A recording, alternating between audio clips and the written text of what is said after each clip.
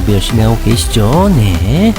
자, 시간이 없으니까 신속하게 부동산 최신 소식 한번 스킵을 해보도록 하겠습니다.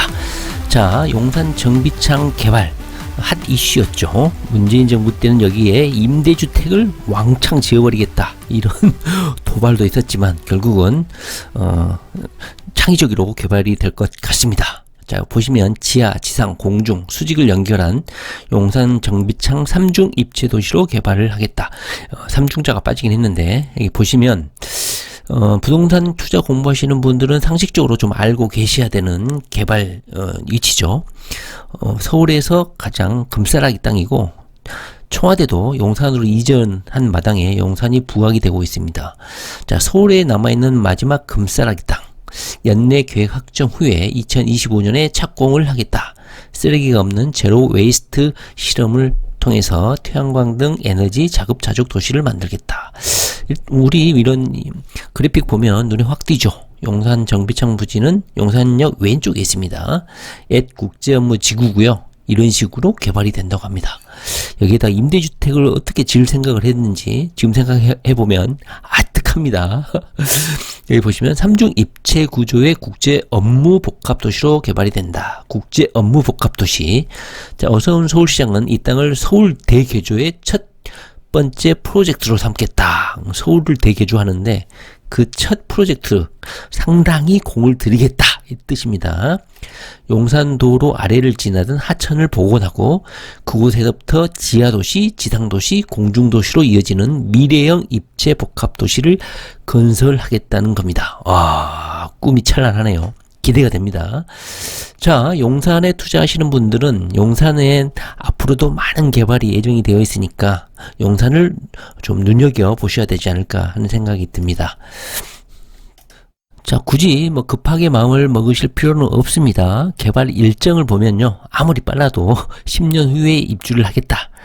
다시 말하면 나이가 좀 있으신 분들은 장기적인 안목을 갖고 용산은 앞으로도 계속 발전할 일만 남았구나 이렇게 마음 편하게 생각하시면 되겠습니다.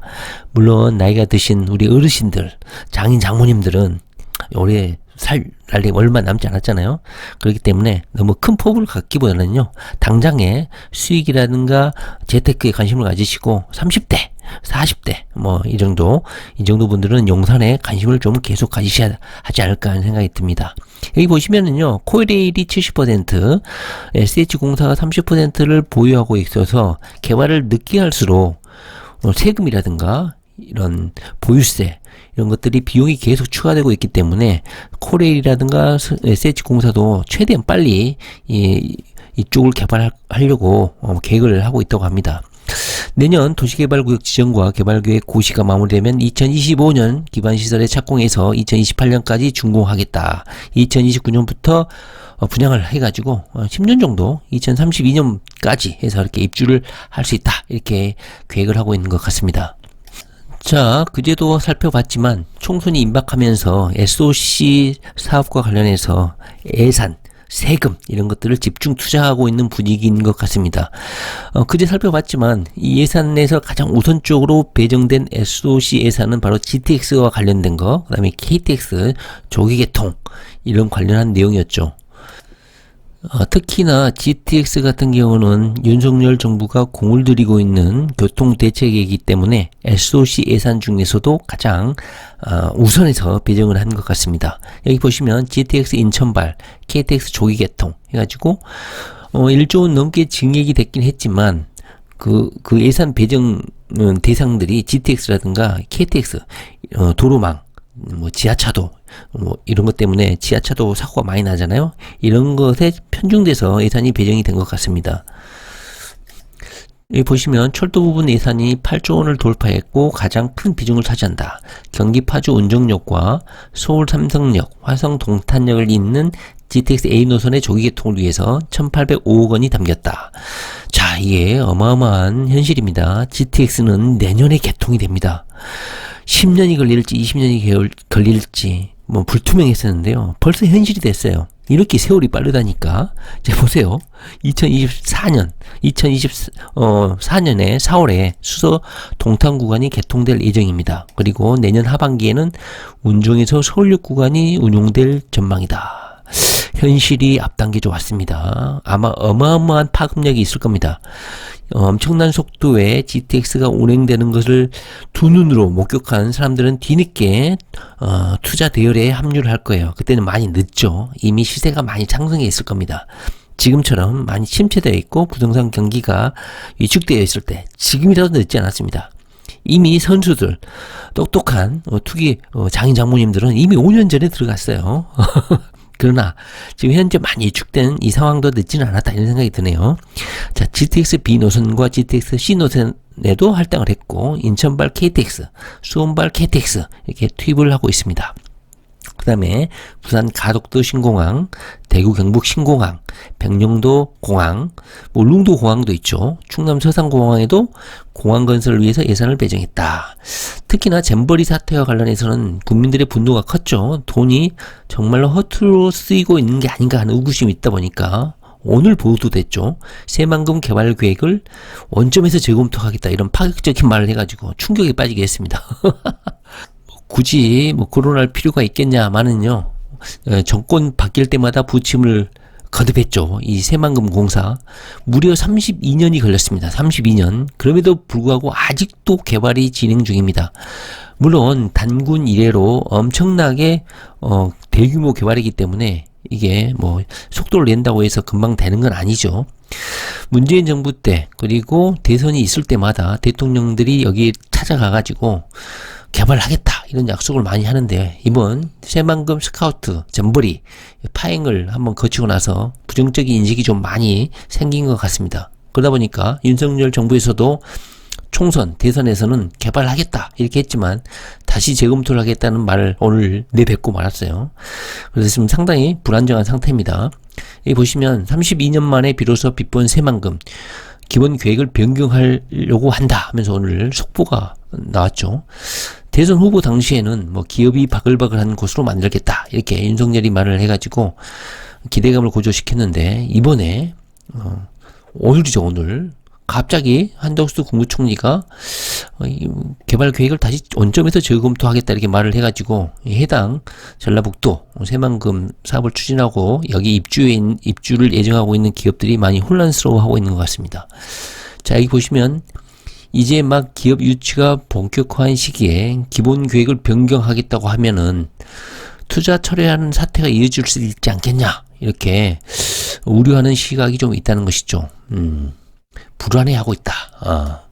대대적인 변화가 있을 수 있다. 이런 것 때문에.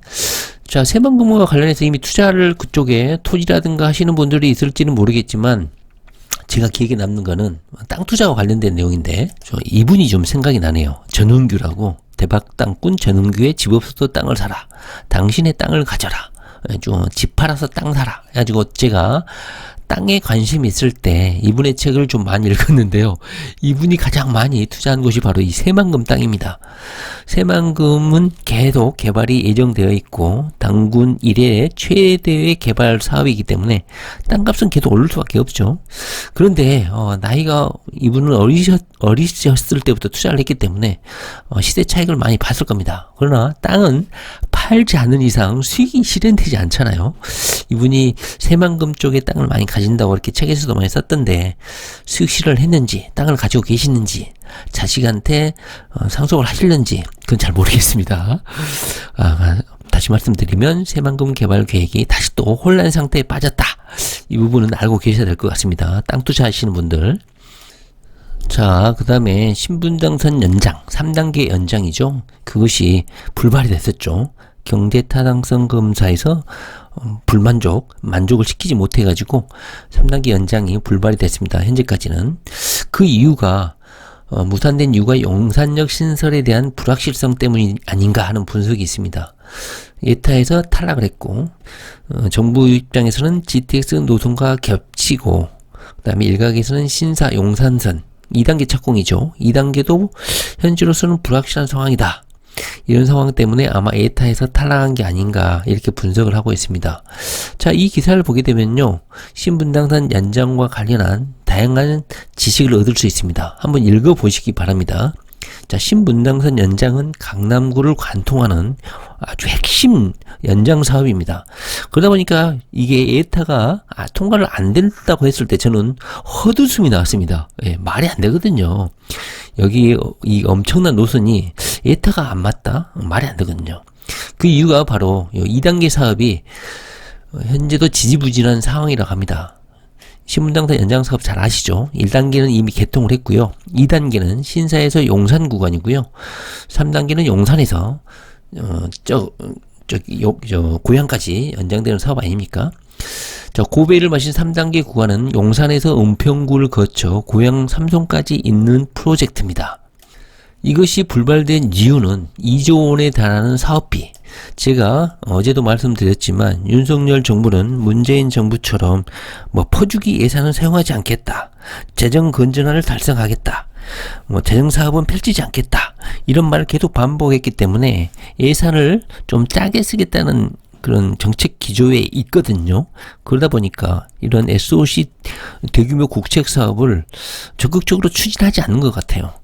문재인 정부 때 그래서 많은 이런 요구, 지역 주민들의 요구가 타임상으로는 적절했다, 해달라고 이렇게 계속 난리 부르스 치면 문재인 정부는 대부분 허락을 해줬거든요. 이 에타 분석 같은 경우도 아마 문재인 정부에서는 해줬을 거예요. 어떤 수단과 방법을 가리지 않고. 에타 분석이 여러분들은 어떻게 생각하실지는 모르겠지만요, 그냥 말장난이에요. 만들기 나름이거든요. 경제 타당성 분석을 회계학적으로 정확히 하는 것 같은데요, 그냥 말장난이고 요식행위다. 모든 건 정치 논리에 의해서 결정이 되는 건데, 윤석열 정부 입장에서는 이것을 퍼주기는 안 하겠다, 예산을 아끼겠다, 이런 주의이기 때문에 그냥 탈락시키는 거야. 에타가 1.0이 넘어도 1.0이 안 되게끔 만들어버렸다, 이렇게 보시면 될 것 같습니다. 결론적으로 말씀드리면 언젠가는 된다, 이렇게 보시면 되고요. 그게 좀 딜레이 됐을 뿐이다, 이렇게 생각하시면 될 것 같습니다. 현재 2단계 연장 사업의 상황도 재테크를 하시는 분들은 상식적으로 좀 알고 계셔야 되는데요. 자, 2단계 연장 사업은 2019년 착공이 목표였지만 미군 부지가 포함되어 있고 이게 현재 해결이 안 돼 있는 상황이라고 합니다. 그래서 현재 2단계 연장 사업도 여기 보시면 2031년에나 개통이 가능할 정도인데, 2단계도 현재 진행이 안 되고 있는데 3단계를 진행을 한다? 이것은 정부 입장에서는 말이 좀 안 되거든요. 그래서 에타를 그냥 고의적으로 안 되게끔 만들었다, 이렇게 보시면 될 것 같습니다. 서울시에서는 2단계 사업도 미군 부지가 포함 안 되는 쪽으로 하겠다 하는데요. 제가 보기에는 이 미군 부지 관련해서 해결이 된 다음에 2단계 사업도 진행이 되지 않을까. 그래서 3단계 연장은 좀 시간이 걸리지 않을까, 이렇게 생각이 듭니다. 나이 어리신 분들, 30대 분들 마음 편하게 가지시기 바랍니다. 어차피 됩니다. 신분당선 연장 한번 노선 한번 스킵하고 가실게요. 이렇게 되겠죠. 현재 1단계 연장, 2단계 연장, 현재 삼성까지 3단계 연장인데, 현재 2단계도 용산까지 되는 거, 신사에서 용산까지 되는 것도 아직 되어 있지 않은 상황에서 3단계 연장을 하는 것은 무리다, 현재 그렇게 보고 있고, 현재 역 같은 경우는 이미 다 정해져 있고 어디로 통과하는지는 다들 알고 계시죠. 어차피 되니까 10년 후를 바라보고 미리 투자하시기 바랍니다. 장기간 계획을 세우셔야 돼요. 자, 그리고 우리 장인 장모님들, 투기 장인 장모님들 나이가 좀 있을 텐데 바로 주택연금에 대해서 많은 관심을 가지고 계실 겁니다. 자, 여기 보시면요, 시세 9억 이상 주택연금 올 지급금 늘어난다 해가지고 10월 12일 이후 신규 가입부터 여기 보시면 최대 56만 8천 원이 늘어난다. 주택연금 가입 대상 주택을 공시가격이에요. 시세가 아니고 공시가격 9억 원 이하에서 12억 원 이하로 3억 원 정도를 확대시켰다. 그래서 올 지급금 상한선도 올리기로 했다. 좋은 거죠. 왜냐하면 아파트 가격이 많이 올랐잖아요. 이 보시면 최대 56만 8천 원이 매월 지급되는 것에서 늘어났습니다. 제가 이미 주택연금에 대해서는 한번 영상을 올린 적이 있는데요. 이 주택연금은 대출입니다. 대출. 미리 은행에서 대출을 받아가지고 그 이자를 뺀 다음에, 대출 이자를 뺀 다음에 그것을 연금 형식으로 매달 뿜빠이해서 주는 게 주택연금입니다. 자, 그렇다면 9억 원, 대출이 1도 없는, 대출 없는 9억 원 아파트 같은 경우는 주택연금이 매월 얼마 정도 나오냐? 매월 현재 기준으로는 약 283만 원 정도 나오네요. 근데 이게 294만 9천 원으로 11만 원이 증가를 한다. 그리고 15억 원인 경우 딱 떨어지고 좋네요. 15억 원인 주택은 283만 9천 원에서 327만 6천 원으로 43만 7천 원이 늘어난다. 오, 그러네요. 327만 원은 먹고 살만하게 충분한 돈 아닙니까? 웬만한 수준으로는. 예. 자, 주택 시세가 8억 6,700만 원 이하면 시행령 개정 후에도 올 지급금이 변하지 않는다. 그러니까 8억 6,700만 원 이상이 되면 위에서 말했던 것처럼 올 지급금이 늘어난다, 이렇게 보시면 될 것 같습니다. 이 기사를 읽으면서 제가 느낀 점은 1인 가구가 많이 늘어나고 있구나. 1인 가구가 많이 늘어나고 있고, 주택연금을 저는 부정적으로 좀 보고 있었거든요. 왜냐면 은행에서 대출을 받아서 이자를 빼고 대출을 뿜빠이해서 연금이라는 가면을 쓰고 이게 주는 거기 때문에 어차피 내가 이걸 팔고 이자 안 주고 그냥 생돈으로 내가 내 돈으로 쓰는 게 낫지 않냐, 이렇게 생각을 했는데, 가만히 생각해 보면 이것을 자식에게 상속을 할 생각이 아니라면 어차피 사람 죽는 거 돈 쓰고 죽어야 될 거 아닙니까? 품위를 지키면서. 그래서 주택연금, 아파트를 주택연금으로 돌려서 매달 300만 원 정도 받으면서 죽을 때까지 이게 사는 거 괜찮지 않을까 하는 생각이 듭니다. 자, 공시지가이기 때문에요. 이 12억 원은 주택가격은 공시가격이 아니라 시세라고 돼 있네요. 시세. 시세 12억 원 이상 주택은 12억 원까지만 시세를 인정받아서 월 지급금이 산출이 된다. 15억, 16억, 17억 되더라도 뭐 16억이 기준이 된 게 아니라 12억 원을 기준으로 해서 12억 원의 한도로 해서 월 지급금이 지급이 된다, 이렇게 보시면 될 것 같습니다. 다시 말하면 이 주택연금을 가입할 수 있는 자격이 공시가격 기준이고 이 월 지급금 기준은 시세를 기준으로 한다. 이렇게 용어 차이가 있네요. 상식적으로 좀 알아두실 필요가 있다. 일단은 뭐 월 지급금이 늘어났다, 이렇게 이해하시면 될 것 같습니다. 자, 그리고 예전에 한번 영상을 한번 찍은 적이 있는데요. 자, 더 클래식 500이라고 있습니다. 초고가 실버타운. 우리 투기인 장인 장모님은 돈을 많이 벌어서 이런 실버타운에 들어가야 된다, 제가 이렇게 말씀드린 적이 있었는데요. 여기에 건국대 입구역인가 있습니다. 건국대 병원 바로 옆에 초고층 건물이 있는데 그게 바로 더 클래식 500입니다. 여기 보면 뭐 서로 들어가려고 줄을 엄청나게 서 있다고 합니다. 대기자들이.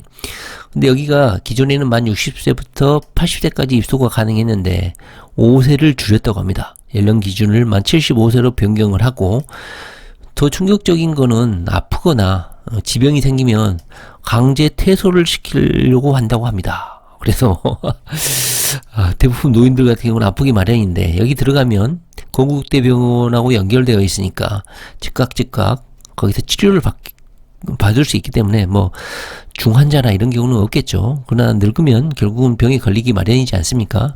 그런데 이 더 클래식 500 같은 경우도 수익 사업이기 때문에 이렇게 중병이 걸리거나 아프거나 하면 수익에 영향을 미치잖아요. 그래서 75세 이상은 강제 퇴소시킬 가능성이 있다고 합니다. 잔인하네요.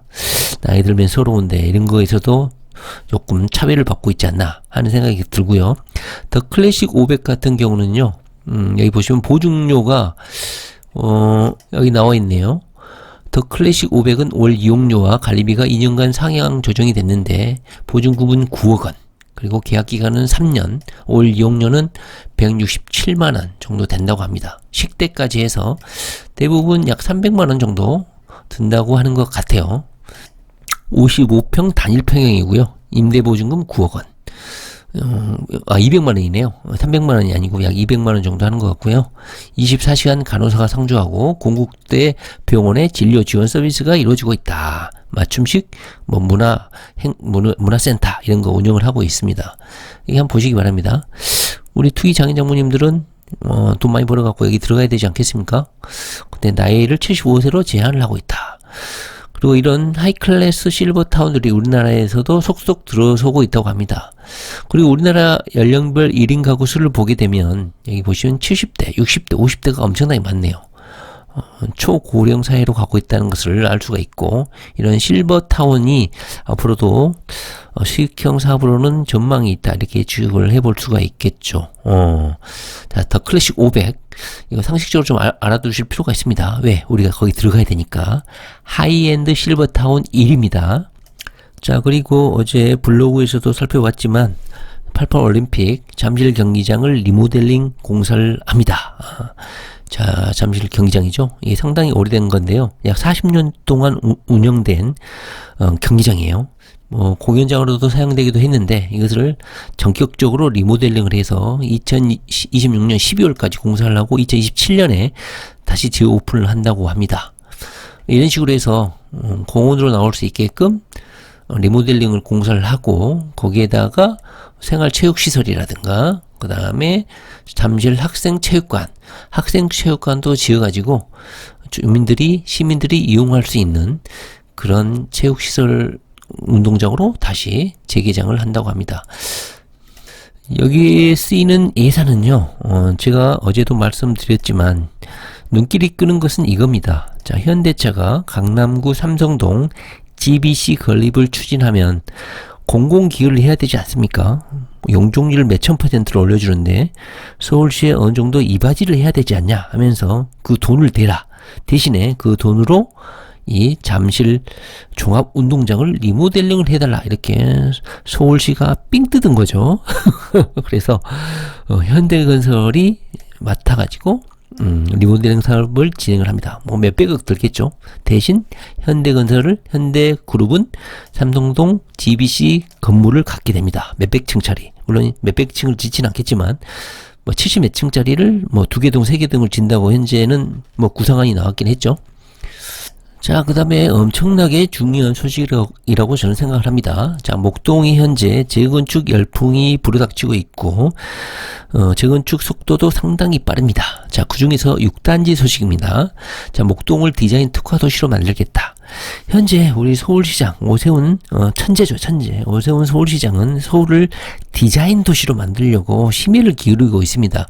그러다 보니까 재건축이라든가 이것도 초고층 디자인을 특화로 하면 용적률 높여주고 현재 그런 상황인데요.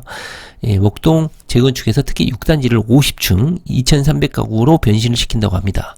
여기 보시면 서울시가 신속 통합 기획안을 확정을 하고 이 양천구 목동 여기 보시면 6단지를 2300가구의 특화 단지로 개발을 한다고 합니다. 목동 신시가지는 천편일률적인 아파트존에서 디자인 도시로 거듭날 것이다. 기획안에서는 기존 20층 15개 동 1362가구에서 2300가구 대단지로 탈바꿈을 하고, 화면이 지금 계속 흔들리는데요. 이렇게 디자인을 특화해서 만들겠다. 자, 목동 6단지는 1단지에서 14단지 중에서 현재 재건축 속도가 가장 빠른 곳이라고 합니다. 그런데 이 6단지가 상징적인 것은 바로 이 국회대로를 타고 서울로 진입할 때 6단지가 가장 처음에 눈이 띄는 아파트다 보니까 서울시에서도 공을 들여서 디자인을 특화시켜서 가장 상징성 있는 아파트 단지로 만들겠다는 거예요. 정말 6단지 우리 입주민들 정말 복받았습니다. 오세훈이라는 걸출의 시장을 만나가지고 최고의 아파트로 거듭날 수 있을 것 같습니다. 50층 내외에 특화동을 배치를 한다. 다양한 높이의 주동계획과 수동 통경축을 적용해 안양 천변에서 바라볼 때 파노라마 경관을 형성하겠다. 현재 목동 아파트 단지들은 현재 재건축이 활발하게 진행이 되고 있습니다. 자, 돈이 많아서 주체를 못하는 우리 장인 장모님들은 목동 아파트 재건축 반드시 관심을 가지시고, 그 중에서도 6단지가 가장 잘 나갈 것이다. 딱 봐도 알겠죠. 서울시에서 밀어주고 있는 거 아닙니까? 자, 무슨 말이냐면요. 여기 보시면 여기가 국회죠. 권력의 중심부 국회인데, 여기서 국회대로를 쭉 타고 올라오면 관문이라는 거지. 이 목동 6단지 아파트가 관문 아파트라는 거지. 국회대로를 쭉 타고 안양천을 건너서 오면 이 목동 6단지가 상징적인 아파트로서 디자인을 강화해서 파노라마 형식으로 눈에 확 띄는 멋있는 아파트 단지로 재건축을 시켜주겠다. 1위 목동묘원도 붙어 있어. 목동 재건축에서 최고의 아파트가 되지 않을까 하는 생각이 듭니다. 우리 목동 6단지 아파트 입주민들 축하드립니다. 미리 축하드려요. 10억 이상은 차익을 내지 않을까 하는 생각이 듭니다. 자, 그리고 수익형 부동산 투자하시는 분들은 좀 관심을 가져야 할 기사입니다. 자, 묻지마 칼부림 이후 신림역 대신 사람들은 이곳으로 몰렸다. 이곳이 어디냐? 현재 신림역에 대해서 전국적으로 안 좋은 소식들을 칼부림이라든가 이런 게 터지면서 신림역에 대해서 약간 사람들이 우려하고 젊은 사람들로 좀 회피하는 혐오 지역으로 좀 약간 인상이 지어지고 있어서 좀 걱정입니다. 그러다 보니까 이 신림역 주변의 상권에서 사람들이 서울대 입구역인 샤로숲길로 상권이 이동을 하고 있다. 이런 분석입니다. 신림역 일대에서 칼부림, 성폭행, 강력범죄가 일어나다 보니까 상가 매출이 좀 급감을 하고 있는 상황이라고 합니다. 반면에 신림역에서 2정거장 떨어진 서울대 입구역 샤로숲길 상권은 큰 타격을 받지 않고 이쪽으로 사람들이 신림역에서 이동해와서 이쪽을 이용을 하고 있다. 이렇게 분석을 하고 있습니다. 이 분위기는 저는 상당 기간 진행이 될 것 같고 신림역이 이 기억에서 이 강력사건이 기억에서 사라질 때까지는 신림역 상권이 좀 타격을 받지 않을까 하는 생각이 듭니다. 자, 그렇다면 샤로숲길이 어디냐? 자, 부동산 재테크하시는 분들은 상식적으로 알고 계셔야 됩니다. 자, 샤로숲길 위치는 여기입니다. 그리고 샤로숲은 또 뭔 뜻이냐? 자, 서울대 입구역하고 낙성대역 이 사이고요. 저는 굳이 상가에 투자할 정도의 자력이 안 되시는 분들은 여기에 수익형 부동산, 원룸, 오피스텔 이런 거, 그 다음에 쉐어하우스 이런 거 투자해도 충분히 투자 가치가 있지 않나 이런 생각이 듭니다. 자, 샤로숲길은 서울대 정문 상징, 서울대 건물 정문 있잖아요. 정문. 그 디자인이 좀 약간 독특하잖아요. 그 샤와 가로수길을 합쳐서 샤로숲길이다. 이렇게 부르고 있습니다. 자, 부동산 공부하시는 분들 상식적으로 이 정도는 알고 있어야 됩니다. 멍청하다는 소리 그래야 안 됐습니다. 자, 여기 보시면 이 샤로숲길이 신림역을 대체하는 상권으로 현재 부각되고 있다. 이제 이런 내용이고요. 저 같으면 여기에 원룸, 다가구, 오피스텔, 도시형 생활주택 투자할 것 같습니다. 상당 부분 이쪽이 발전할 가능성이 있다. 이렇게 생각이 드네요. 자, 그 다음에요. 간단하게 추가로 몇 개만 더 살펴보면 성동 구치도 부지 있잖아요. 자, 이 부지가 어떻게 개발될 것인지 상당히 좀 궁금했는데요. 왜냐면 너무 금싸라기 땅이거든요. 그런데 결국은 공공주택, 임대주택으로 개발하겠다고 합니다. 그래서 망했다는 소식 여러분들 한번 나누고요. 서울시 입장에서는 공공주택을 하는데 디자인을 감히 하긴 하는데 임대주택 디자인 백날 감히 해봤자 우리 투자자들한테는 큰 의미가 없죠. 이런 금싸라기 땅을 굳이 임대주택으로 개발해야 되나 하는 아쉬움이 좀 있는 것은 좀 사실입니다. 자, 그 다음에 오세훈 서울시장이 자신의 페이스북 여기 올린 건데요. 저는 참 오세훈을 좀 긍정적으로 평가를 합니다. 서울을 참 사랑하는 서울시장이 아닌가 하는 생각이 들어요. 자, 민간 건축물에 이런 디자인을 특화해서 발굴을 해서 시상도 하고 특혜도 주고 용적률을 높일 수도 있도록 이렇게 혜택도 주고 하면서 서울을 이렇게 아름답게 변모시키는데 앞장서고 있습니다. 여기 한번 디자인을 한번 보세요. 최종적으로 확정된 디자인이라고 합니다. 서울시가 만드는 건 아니고요. 민간 분야 혁신 건축물이죠. 민간 부분에서 지주라든가 건축주가 내가 이렇게 질 테니까 용적률을 올려달라 이렇게 하면서 서울에서 공모한 디자인 이런 공모에 응시를 해서 이게 당첨된 거예요. 그래서 이렇게 개발이 될 겁니다. 자, 위치는 어디냐면요. 어번 테이블은 종로구 관철동, 테라스형 도심 녹화 주거단지 청담동, 강남구 청담동 테라리움, 그냥 K프로젝트 복합문화시설 성수동, 도화석길 업무시설 종로구 수성동, 서울 트윈픽스 강남구 역삼동. 자, 강남구에 집중이 되어 있네요. 외국인들도 많이 가고 사람들이 많이 찾는 곳이니까 제가 보기에는 뭐 역시 강남이다 이런 생각이 드네요. 이게 상당히 좀 인상적이기도 하고요. 저 같은 투기꾼 입장에서 봤을 때는 이 건물이 상당히 눈에 띕니다.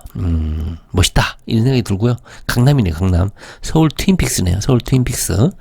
자, 오세훈 서울시장이 얼마나 멋있는 사람인지 한번 보세요.